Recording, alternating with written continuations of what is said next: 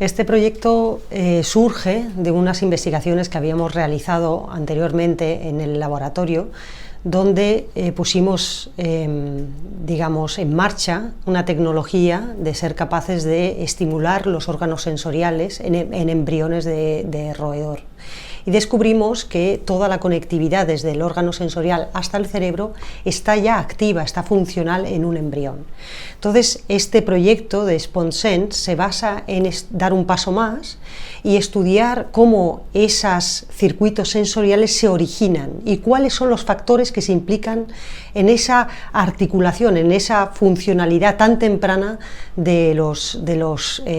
circuitos. Y en concreto lo que queremos mirar es cómo la actividad espontánea, es decir, las neuronas durante estadios embrionarios, ya desde muy temprano, están activas, están, digamos, haciendo una especie como de música, ¿no?, en nuestro cerebro. Y lo que queremos estudiar es cuál es ese patrón de esa sinfonía, de esa música, ¿no?, y cómo interacciona, cómo es importante para esa formación de esos circuitos sensoriales. Nuestro proyecto es fundamentalmente de ciencia básica, pero siempre estamos mirando más allá, estamos mirando a entender un problema que puede surgir cuando estos circuitos no se ensamblan bien, no se forman bien. Sabemos que en estas neuropatologías del desarrollo cerebral tienen un origen no solamente en el número de las neuronas, sino también en cómo se conectan, en malas conexiones. Entonces, nosotros lo que queremos estudiar es saber primero cómo se forman bien para saber qué ha podido ocurrir mal. Entonces, el proyecto SponSense, mirando estas sinfonías, esta música, esta actividad cerebral tan temprano, podemos encontrar el código que existe de manera normal y errores en ese código que puedan suceder o que puedan tener una conexión con futuros problemas. Y de hecho, ahora mismo ya se está utilizando, digamos, en clínica, en bebés prematuros, en recién nacidos, se está valorando esa actividad cerebral espontánea, esa primera sinfonía que ocurre, y se están haciendo correlaciones con cuando se forma mal con problemas de autismo o problemas de esos niños después. Entonces, nosotros en roedores creemos que vamos a ser capaces de hacer, digamos, un estudio mucho más concreto sobre esa actividad y, por lo tanto, predecir cuando hayan cambios en posibles patologías. Este descubrimiento, la verdad, que ha sido un hallazgo que hemos descubierto fantástico y ha supuesto para nosotros y para el campo un cambio en cómo vemos o cómo, digamos, nos enfrentamos al estudio de cómo se forman los circuitos sensoriales. Cuando comentaba antes que habíamos sido capaces de estimular un órgano sensorial, en este caso, digamos, los bigotes de los ratones, que serían análogos a nuestras manos, nuestros dedos, y lo conseguíamos en un embrión y veíamos que se activaba la corteza táctil, digamos, la futura corteza táctil que procesará esa información de los bigotes. Lo que hemos visto en este estudio es que cuando activábamos esos bigotes no solo se activa la corteza táctil, sino que durante un periodo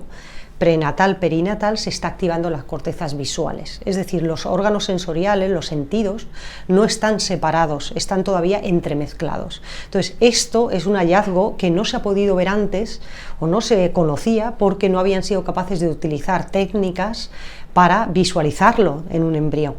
Entonces, ¿qué ocurre? Que ahora tenemos que interpretar y valorar que los sentidos y los circuitos sensoriales se generan en este periodo de adaptación, de segregación que no está concluida, y por lo tanto creemos que esto es importante para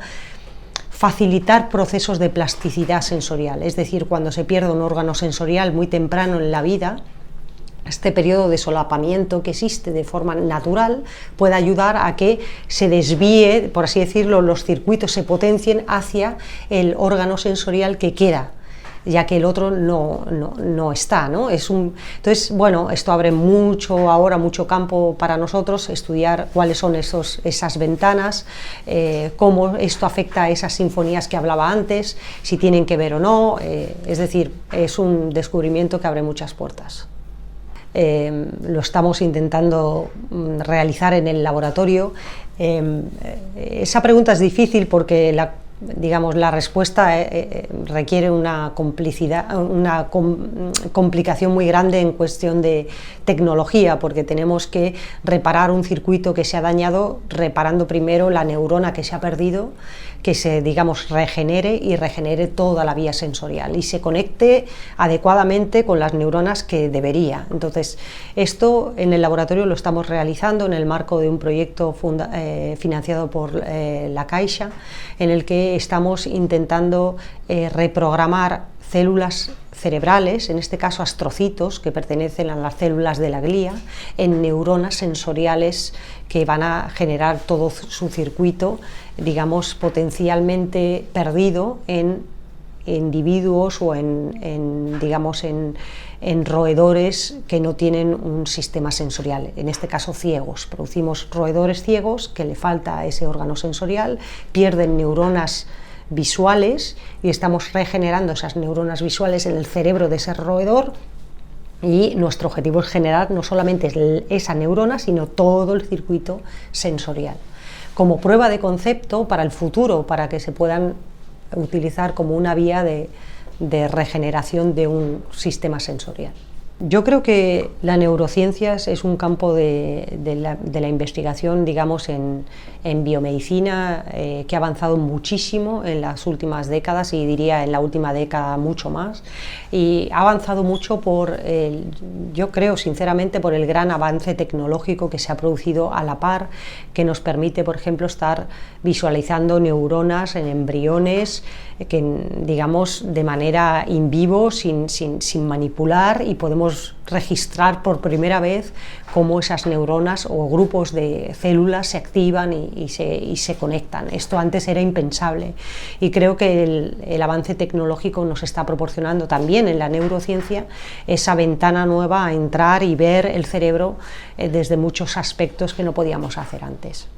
Bueno, yo creo que España en los últimos años ha destacado como un país receptor de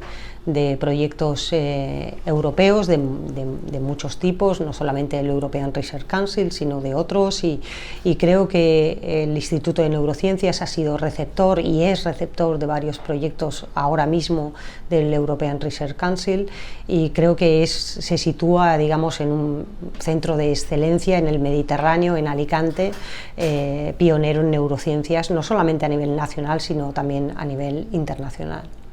Sí, yo creo que esta pregunta siempre es pertinente porque hemos avanzado mucho, pero todavía, digamos, no estamos en las cifras que nos gustaría, y no es por falta de vocación. Yo creo que las niñas y la juventud femenina le gusta la ciencia en todos sus ámbitos, no solamente en la neurociencia, sino en la física, en química, en biología, en todos los ámbitos, y de hecho aquí en el Instituto de Neurociencias, a nivel de la realización de las tesis doctorales y de los postdoctorales, tenemos mucha presencia de la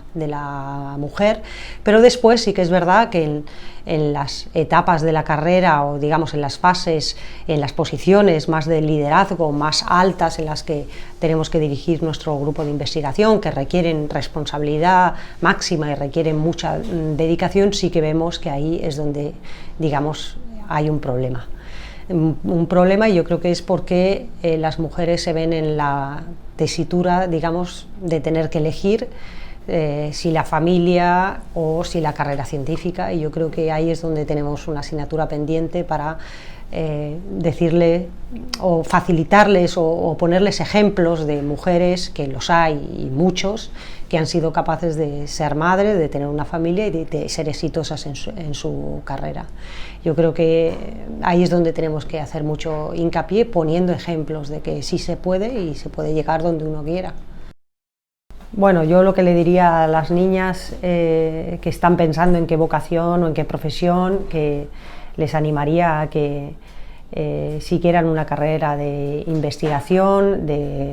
porque al final es una carrera en la que te estás preguntando continuamente qué es lo que quieres hacer, qué es lo que quieres descubrir, que siempre es una continua búsqueda y es muy satisfactorio cuando te haces una pregunta, vas al microscopio y descubres una respuesta que nadie más conoce nada más que tú y creo que es una profesión muy linda y les animo a que se embarquen en ello.